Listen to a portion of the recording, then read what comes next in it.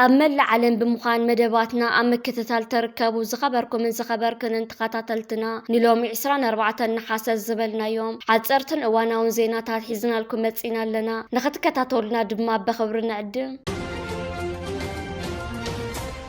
سنيت هابتاب عنقيح بحري أم مدرخ صباغ عالم دميقات الرئلام أود در صباغ عالمنا هاجر إيرترا وكيلات الساتف زلا نيوروساينتيستين موديلين سنيت هابتاب قبر مدهن أبزح جوان ببزح دمت حزب كامل لعالم قداميت خوينات مرح خمزلا تقاليتهم سنيت هابتاب أبتي هيد تو هيد تشالنج استبها لمدرخ أبز سمعتو سمعيتا وزاربا أنا نتحب نايكيح بحر عنق إيرترا تسكي ميامات إيلو خب مبال نهاجران هزبانا بقدم عالم بخرعات اللاليام نسوسخ إيرترا وهاجر نمعوه زلو كتر بهاجي زنت أوارقن نبوزح زجرمني بمبال علامة أن إيرترا مدرخ عالم بزولت أمل لاي مخانو قليتا درجة وددرن بز حدمت انكس كابز ساعات زي سنيت هابتاب لعلي 430 كلتن شحدمت إي بموساد كاب كلن توادرت عالم قدامي تخوينا تركب أز بز حدمت زي تعاقي وانت تسانيحون سنيت بقت تنابتم زل عالش دشت توادرت نايمتا وعدل كهلو أيوم أزوت إيتزي حادنا تنصنعاتن هزب إيرترا زر مخانو زغلت وتعذبتي نشت هاجر بزبل نعغم إيرتراوያን تحتابيلهم نزرئي وجنات عبي ملقت زم حلالف مخانو يقلت علوم سمور هزبي وتر تعوات مخان زمسكرلو أقاطام خوينو وانت تقيسلو أتود الدرجنا قتصل سلازلو كل إيرتراون فتاوى إيرتران أتتجمير زلو النهر دمتخي حاسسة نسني تهابتاب دقفو كهبت أو عيد قريب اللوم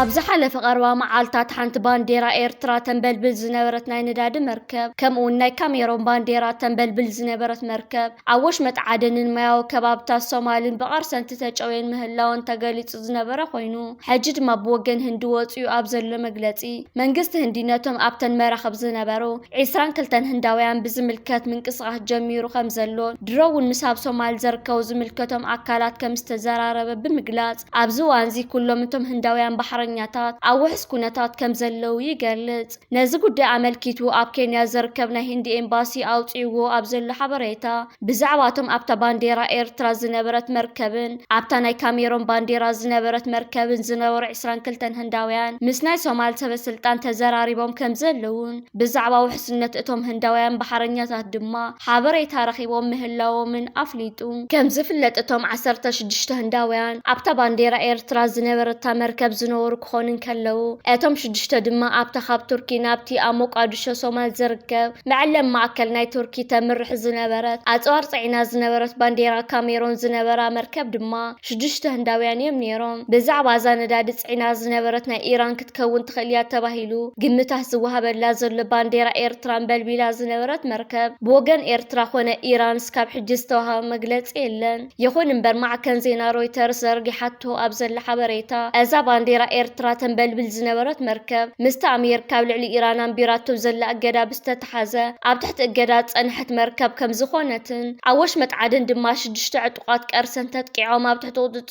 كم زتوان كتشوي وخم زخ قالونيا قليت أزلا أزا مركب أبز حالف عمت ورحة حساسية إيران بحوق ندادين وصعت شت الله بمبال بيت صحفت جمجا أمريكا أجدا أمبيرو لا نيرون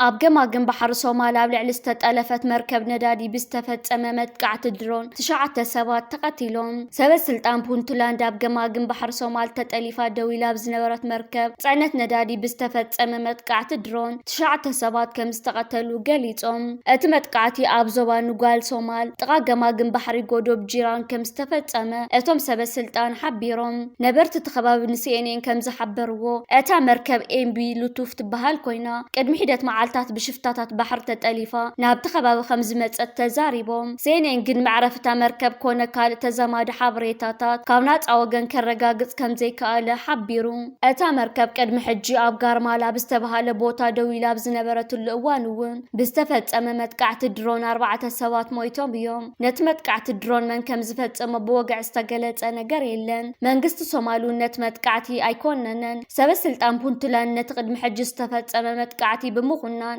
እቶም ዝተቐተሉ ሰባት ሽፍታታት ባሕሪ ከም ዘይነበሩ ገሊጾም ነይሮም። ሰበስልጣን ተኸባቢ እቲ መጥቃዕቲ ድሮን ቱርኪ ክትፍጽሞ ትኽእል እያ ዝብል ጥርጣረ እንተሃለዎም እኳ ሰበስልጣን ቱርኪ ግን ንሲኤንኤን ኣብ ዝሃብዎ መልሲ ብዛዕባ እቲ መጥቃዕቲ ዝፈልጥዎ ሓበሬታ ከም ዘየለ ገሊጾም። ሓደ ዓብዲ ፋታሕ ዩሱፍ ዝተባህለ ዓይኒ ምስክር መንነቶም ዘይተፈለጡ 9 ብመጥቃዕቲ ዝተቃጸሉ ሬሳታት ከም ዝረኣየ ገሊጹ። ከንቲባ ጎዶብ ጂራን ኬነን ኦማር ድሒሩ ብዝተረኸበ ዝበስበሰ ሬሳ ቁፅሪ ምዉታት 9 ምብፅሑ ኣረጋጊጸሎ። ምክትል ሚኒስተር ሓበሬታ ፑንትላንድ ቢለቆቦ ውሳዴ ኩነታት እቲ መጥቃዕቲ ይጻረ ከም ዘሎን ሲኤንኤን ገሊጹ። ሽፍታታት ባሕር ዳግማይ ንኸይንቀሳቐሱ ናይ ወፃኢ ኣካላት ጻዕሪ ገብሩ ከም ዘለዉ እውን ቀዳማይ መረዳእታታት የመልክቱ ከም ዘለዉ ሓቢሩ። ሰበስልጣን ፑንትላንድ መርከባቶም ብሽፍታ ባሕሪ ክትሓዙ ወይ ክትእለፉ ዝኽእሉ ወነንቲ መርከብ ኦፕሬተራት ውሕስነት ዝህባ ትካላትን ካልኦት ኣካላትን ምስቶም ሽፍታታት ባሕሪ ቀጥታዊ ድርድር ከይገብሩ ወይ ክፍሊት በጃ ከይኸፍሉ ኣተሓሳሲቦም። ከምዚ ዓይነት ክፍሊት ነቶም ገበነኛታት ንጥፈታቶም ንክቕጽሉ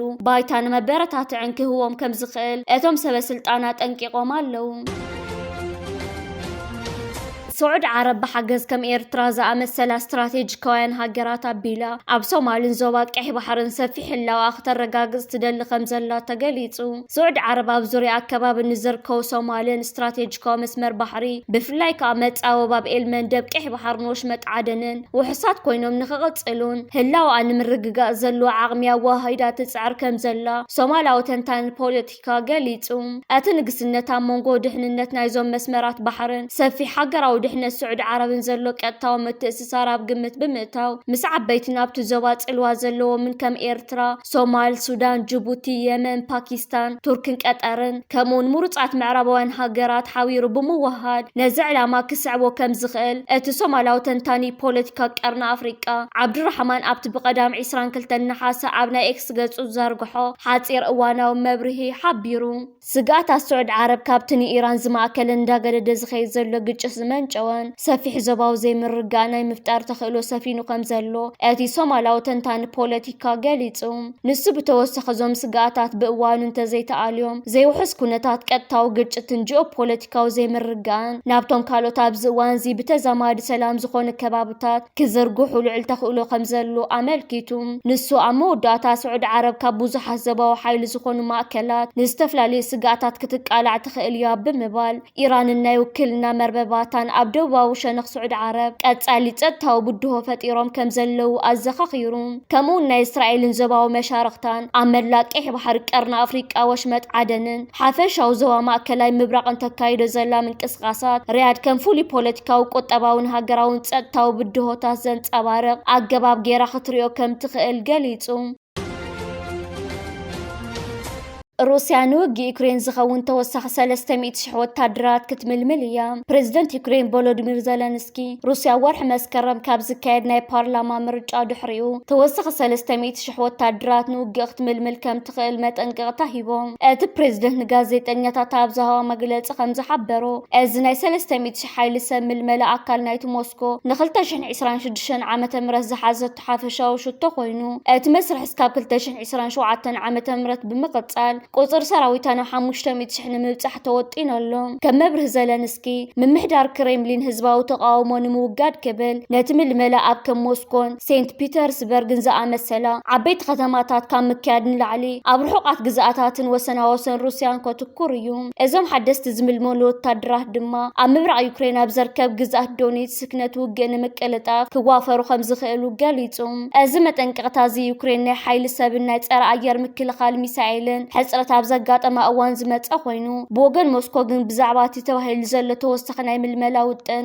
ዝተዋሃወ ወጋዓው መረጋጋጽ የለን ኢራን ኣብ ክፍለ ሃገር ፋርስ ሰፊሕ ውህሉል ተፈጥራዊ ጋዝ ከም ዝረኸበት ኣፍሊጣ ሚኒስተር ነዳዲ እቲ ሃገራዊ ዘውጽእ ሓበሬታ መሰረት እቲ ኣብ ደቡባዊ ክፋል እቲ ሃገር ኣብ ዝርከብ ክፍለ ሃገር ፋርስ ተረኸበ ናይ ጋዝ መስ ካብ 7.5 ትሪልዮን ኪቢክ ጫማን ላዕሊ ዝተረጋገጸ ውህሉል ከም ዘለዎ ተገሊጸሎ እቲ ሚኒስተር ኣብ ዝሃቦ መብርሂ ካብ ዝውህሉል እዚ ብመሰረት መሰረት እቲ ብ72 ሚእታዊ ዝተገመተ ናይ ምውፃእ ዓቕሚ ኣስታት 5.7 ትሪልዮን ኪዩቢክ ጫማ ዝኸውን ጋዝ ኣውፂኻን ጥቕሚ ንምውዓል ከም ዝከኣል ኣፍሊጡ እዚ ሓድሽ ረኸበት ናይ ነዊሕ እዋን ናይ ኤነርጂ ፍርያትን ናብ ወፃኢ ናይ ምልኣኽ ዓቕሚ ኢራንን ኣዝዩ ከዕብየ እዩ ተባሂሉ ይግመት። ይኹን እምበር ነቲ ቦታ ሙሉእ ናብ ናይ ንግዲ ፍርያት ንምቕያር ግን ናይ ወፃኢ ኢንቨስትመንት ዝማዕበለ ቴክኖሎጂ ከምኡ ናብቲ ሃገር ተነቢሮም ዘለዉ ቁጠባዊ እገዳታት ምልዓል ወሳኒ ተራ ከም ዘለዎ ተንተንቲ ይሕብሩ። እዚ ከምዚ ኢሉ እንከሎ ማሕበረሰብ ዓለም ነቲ ዓለም ለኸ ሕጊ ብምጥሓስ ኣብ ልዕሊ ሲቪላውያን ትካላት ነበርቲ ከተማ መቐለ ዝበፅሕ ዘሎ መጥቃዕቲ ድሮንን ኣየርን ደው ክብል ፀቕጢ ክገብር ይግባእ ክብሉ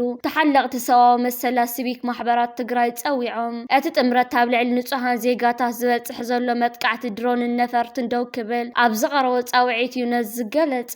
እቲ ጥምረት ነቲ ኣብ ልዕሊ ሲቪላውያን ነበርቲ ከተማ መቐለ ዝበፅሕ ዘሎ መጥቃዕቲ ድሮንን ነፈርትን ኣበርቲዑ ከም ዝኹንን ድሕሪ ምግላፅ ንኩሎም ግዳያት ምሉእን ቅልጥፉን ፈውሲ ከም ዝምነ ገሊፅ ኣሎ። እቲ ኣብ ልዕሊ ንጹሃን ዜጋታት ዝፍፀም መጥቃዕቲ ድሮንን ነፈርትን ነቲ መሰረታዊ መትከላት ዓለም ለኸ ሕግታት ሰብኣዊ መሰል ዝጥሕስ ምዃኑ ኣስሚሩሉ እዩ። ወጥር ዶብ ኢትዮጵያን ሱዳንና ሓድሽ ምዕራፍ ተሰጋጊሩ ኣብ መንጎ ኢትዮጵያን ሱዳንን ዘሎ ወጥሪ ኣብ ዘንጸባርቕ ፍጻመ ሚኒስትር ምክልኻል ሱዳን ካብ መሬት ኢትዮጵያ ተወንጪፋ ኣብ ልዕሊ ዞባ ብሉ ናይል ክትሕንበብ ፀንሐት ተጻባኢት ስትራቴጂካዊ ሰብ ኣልቦ ነፋሪት ከም ዝወደቐት ኣፍሊጡ። እቲ ሓደጋ ዝተኸሰተ ኣብ ጥቓ ዶብ ኢትዮጵያ ኣብ ዘርከባ ስትራቴጂካውያን ከተማታት ኩርሙኩን ዲንድሮን ምዃኑ ተገሊጹ። እታ ድሮን ኣብቲ ከባቢ ዝርከብ ወታደራዊ ምንቅስቓሳት ንምስላይ ወይ መጥቃዕቲ ንምፍጻም ዝዓለመት ክትከውን ከም ትኽእል ወታደራዊ ወሃብቲ ቃል ሱዳን ይገልጹ። በተመሳሳሊ ዜና ሓንቲ ናይ ጽዕነት ነፋሪት ኢትዮጵያ ኣብ ከተማ ኒያላ ደቡባዊ ዳርፉር ከም ዝተሓምሸሸት ተገሊጹ። ብመሰረት ጸብጻብ ቴሌቪዥን ኣልዓንዋን እታ ነፋሪት ካብ ኢትዮጵያ ተበጊሳ ንሓይልታት ህጹጽ ደገፍ RSF ዝኸውን ወታደራዊ ኣጽዋር ጽዒና ከም ዝነበረት ተሓቢሩ። እዚ ፍጻመ እዚ ኢትዮጵያ ውሽጣዊ ኩናት ሱዳን ኢዳ ተእቶላ ዝብል ክሲ ካብ ወገን መንግስቲ ሱዳን ብርቱዕ ኮይኑ ኣብ ዘለወሉ ግዜ ዝተኸሰተ እዩ። ክስካብ ሕጂ ካብ ወገን መንግስቲ ኢትዮጵያ ብዛዕባ ውድቀት እታ ድሮን ይኹን ብዛዕባ ኣብ ዳርፉር ዝተሓምሸሸት ነፋሪት ዝተውሃበ ወግዓዊ ምላሽ የለን። እዚ ተኸታታሊ ፍጻሜታት ኣብ ቀርኒ ኣፍሪቃ ዘሎ ጂኦፖለቲካዊ ቅልውላው ብዝያዳ ከም ዘጋድዶ ተዓዘብቲ የጠንቅቑ። ፖሊስ ዞባ ማእከል ኤርትራ ብዛዕባ እቶም ኣብ ወርሒ ሓምለ 2026 ኣብ ከተማ ኣስመራን ከባቢኣን ዘጋጠሙ ተኣፈፍቲ ገበናትን ሓደጋታትን ኣመልኪቱ ዛዛ ምጸብጻብን ናይ መርመራ ምዕባለታትን ኣውፂኡ። ብዕለት 24 ሓምለ 2026 ኣብ ሎስ ዞባ ደቡብ ከባቢ ቲራቦሎ ኣብ ልዕሊ 74 ዝዕድሚኣ ወይዘሮ ስቶ ሙሳ ናይብ ዘስካሕክሕ ቅትለት ተፈጺሙ። ፖሊስ ከም ዘረጋገጾ እቲ ገበን ብሰንኪ ስዕ ንብረትን ገንዘብን ዝተፈጸመ ስርቂ ኮይኑ እቲ ገበነኛ ብበሊሕ በትሪ ብምውቃዕ ህይወት እታ ኣደ ከም ዘጥፍአ ተገሊጹ። ሓላፊ ንኡስ ጨንፈር ገበን መርመራ ሜጀር ጸጋይ ገብሪ ህይወት ከም ዘፍለጦ እቲ ገበን ዝፈጸመ ውልቀ ሰብ ኣቤል ዮሴፍ ኣብርሃ ዝተባህለ ወዲ 23 ዓመት መንእሰይ ነባር ተኸባብን እዩ። እቲ ገበነኛ ድሕሪ ናይ ወርሒ መመላእቲ ክትትልን መርመራን ብምትሕጋዝ ሓይልታት ጸጥታ ዓዲ ኣቤቶ ኣብ ትሕቲ ቁፅጽር ውዒሉ ንሕጊ ቀሪቡ ኣሎ። ፖሊስ ኣብ መግለጺኡ ገለ ናይ ደገ መርበባት ዜና ነቲ ፍጻመ ምስ ፖለቲካዊ ምኽንያታት ብምትሓሓዝ ዝዘርግሕዎ ዝነበሩ ወረታት መሰረት ዘይብሉ ምዃኑ ኣመልኪቱ። እታ ግዳይ ወይዘሮ ስቶ ሙሳ በዓል ቤት እቲ ስውእ ገዲም ተጋዳላይ መሐመድ ዓሊ አልኣሚን ምዃናን ቅድሚ ዓመታት ካብ ካናዳ ናብ ሃገራ ተመሊሳ ትነብር ከም ዝነበረት ተሓቢሩ። ካልእ ህዝቢ ክዘራረበሉ ዝቐንየ ፍጻመ እቲ ኣብ ከባቢ ዳዕሮ ጳውሎስ ኣብ ሓደ ዒላ ተረኺቦም ዝተባሃሉ 4 ኣሕዋት ህፃናት እዩ። ፖሊስ ዞባ ማእከል ነዚ ጉዳይ እዚ ብፍሉይ ኣቓልቦ ሒዝዎ ከም ዘሎ ብምግላጽ እቲ ፍጻመ ብድንገት ጥራሕ ዝተኸሰተ ክኸውን ከም ዘይኽእል ዝሕብሩ ጥርጣረታት ስለዘለዉ ዓሚቑን ስፍሕ ዝበለን መርመራ ይካየድ ከም ዘሎ ኣፍሊጡ። ፖሊስ ኣብ መወዳእታ ህዝቢን ሰላምን ጸጥታን ከባቢኡ ንምሕላው ምስ ሓይልታት ጸጥታ ዘለዎ ምትሕግጋዝ ከጠናኽር ጸዊዑ። ጫድ ኣብ ልዕሊ ሉላዊ ግዛእታ ብሰራዊት ሱዳን ዝተፈጸመ መጥቃዕቲ ኣየር ብትሪ ኾኒና ሓለቓ ስታፍ ሓይልታት ጫድ ኣብ ሉላዊ ግዛእት ሃገሩ ብነፈርትን ሰብ ኣልቦ ነፈርትን ሰራዊት ሱዳን ወይ ብመሻርክቲ ዝተፈጸመ መጥቃዕቲ ብትሪ ከም ዝኾነነ ኣፍሊጡ። እቲ መጥቃዕቲ ካብ ደቡብ ሱዳን ልዕሊ 100 ኪሎ ሜትር ዕምቆት ብምእታው ኣብ ደቡባዊት ግዛት ጫድ ዝርከብ ከባቢ መወርዲ ንዝመጻ ዝነበራ ቃፍላይ መካይን ዒላማ ዝገበረ ምዃኑ ተገሊጹ። መንግስቲ ጫድ ነዚ ፍጻመ እዚ ንላዕላውነት ሃገር ብግልፂ ዝግህስን ነቲ ኣብ ሱዳን ዘሎ ዕጥቃዊ ግጭት ናብ ግዛት ጫድ ንምስፍሕፋሕ ዝዓለመን ይኽብል ገሊጽዎም ብተወሳኺ መጥቃዕቲ ንሰላም እቲ ዞባዊ ሓደጋ ዘውድቕ ምዃኑ ብምጥንቃቕ ጫድ ንሃገራዊ ሉዓላውነታ ንምክልኻል ኣስገዳዲ ስጉምቲ ክትወስድ ከም ትኽእል ኣመልኪታ እዚ ኣብ መንጎ ክልቲአን ሃገራት ዝረአ ዘሎ ወጥሪ ድሕርቲ ሱዳን ንጫድ ንሓይልታት ህጹጽ ደገፍ RSF ትሕግዝ ኣላ ክትብል ብተደጋጋሚ ክትከሳ ምጽንሓ ዝመጸ እዩ። ጫድ በቲ ዝቐረበላ ክሲ ብምቕያም ኣምባሳደራ ካብ ካርቱም ከም ዝጸውዐት ይዝከር። እዚ ሓድሽ ምዕባለ ነቲ ኣብ ቀርኒ ኣፍሪቃ ከባቢ ዘሎ ተኣፋፊ ኩነታት ጸጥታ ብዝያዳ ከም ዘጋድዶ ተዓዘብቲ ስግኣቶም ይገልጹ። ህዝቢ ኤርትራን ትግራይን በዓል ኣሸንዳ ወይ ድማ ማርያም ኣብ ከተማ ዛላንበሳ ብሓባር ብድሙቕ ኣኽቢሮም ኣብ መንጎ ህዝቢ ኤርትራን ትግራይን ዘሎ ዘይበታትኽ ታሪካውን ባህላውን ዝምድና ብዝያዳ ዘደልድል ድሙቕ ናይ ሓባር ጽምብል በዓል ኣሸንዳ ማርያም ኣብ ከተማ ዛላንበሳ ተኻይዱ። ኣብዚ ዓመታዊ ጽምብል ካብ ኤርትራ ንኡስ ዞባ ሰንዓፈ ዝመጹ ብኣሽሓ ዝቑጸሩ ዜጋታት ምስ ነበርቲ ወረዳ ጉሎ መኸዳን ከተማ ዛላንበሳን ብምዃን ነቲ በዓል ብድሙቕ ኩነታት ኣሕሊፎምዎ። እቶም ካብ ኤርትራ ዝመጹ ነበርቲ ከባብታት ዓምባሳ ተገለባ ሰርሃ እምባዲሃን ኮኸባይ እንዳሹም ሽመዘና ከምውን ካብ ዝተፈላለዩ ገጠራት ሰንዓፈ ዝተውጻጽኡ ምዃኖም ተፈሊጡ። እዚ ልዕሊ ሰሙን ዝቐጸለ ናይ ኣሸንዳ ጽምብል ብፍላይ ኣብ ከባብታት ዛላንበሳን ሰንዓፈን ፍሉይ ድምቀት ዝለበሰ ኮይኑ ኣዋልድ ክልቲኡ ወገን ብባህላዊ ኣልባሳትን ስልማትን ተዓጂበን ብሓባር ብምጽዋት ነቲ በዓል መለኮታውን ባህላውን ትሕዝቶ ከም ዝሕሉ ገይረን እየን። ተሳተፍቲ በዓል ከም ዝገለጽዎ እዚ ናይ ሓባር ጽምብል ካብ ሓልዮትን ፍቕርን ዝነቐለ ኮይኑ ኣብ መንጎ ክልቲኦም ህዝብታት ዘሎ ናይ ደም ቋንቋን ባህልን ምትእስሳር ብመድረኽ እንደውን ከም ዘይበታትኽ ዘመስከረ እዩ። ነበርቲ ዛላንበሳን ኣሕዋቶም ኤርትራውያን ብዓብዪ ድምቀት ከም ዝተቐበልዎምን እቲ ጽምብል ብዘይ ዝኾነ ጸገም ጸጥታ ብሰላምን ብፍቕርን ከም ተዛዘመ ተሓቢሩ። እዚ ተርእዮ እዚ ንመጻኢ ሰላምን ሕውነትን እዞም ጎረባብቲ ህዝብታት ዓብዪ ተስፋ ዘንጸባረቐ ምዃኑ ተዓዘብቲ ይገልጹ።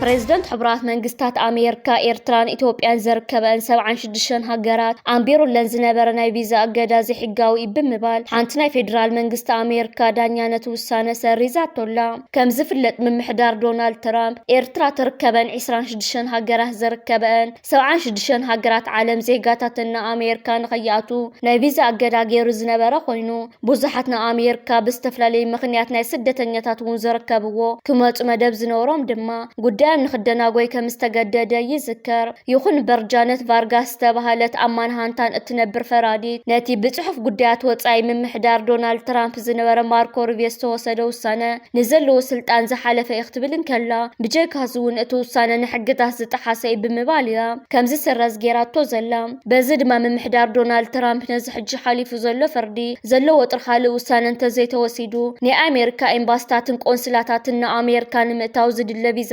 ሓተት ንኽህባ ክግደዳ እየን። ከም ዝፍለጥ ብዙሓት ከም ኤርትራ፣ ሶማል፣ ኢትዮጵያ ካልኦት ሃገራት ኣፍሪቃን ብዙሓት ሃገራት ማእከላይ ምብራቕን ናብ ኣሜሪካ ንምእታው ሕጋዊ ናይ ሕቶ ዕቑባ መስርሕ ዝተኸተሉ ከምኡውን ብስራሕ ምክንያት ኮነ ብትምህርቲ ናብቲ ሃገር ክመፁ ዝደልዩ ዝነበሩ ውልቀ ሰባት እዚ ሕጊ ጸሊዎም ፀንሐ ኮይኑ ንብዙሓት ድማ ናብ ኣሜሪካ ናይ ምምፃእ መስርሕ ተዓናቒፉ ጸኒሑ እዩ። ይኹን እምበር ምምሕዳር ዶናልድ ትራምፕ ነዚ ሕጂ ተወሲዱ ዘሎ ፍርዲ ግባ ኢሉ ናብ ዝለዓለ ቤት ፍርዲ ክወስዶ ከም ዝኽእል ይትንተን።